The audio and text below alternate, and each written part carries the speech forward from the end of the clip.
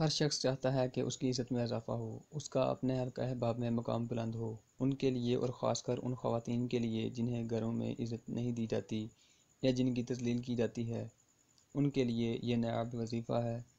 سبحان اللہ و بحمدہ، سبحان اللہ العظیم۔ جو شخص اس کو کثرت سے پڑھے گا، انشاءاللہ اس کی عزت میں اضافہ ہوگا۔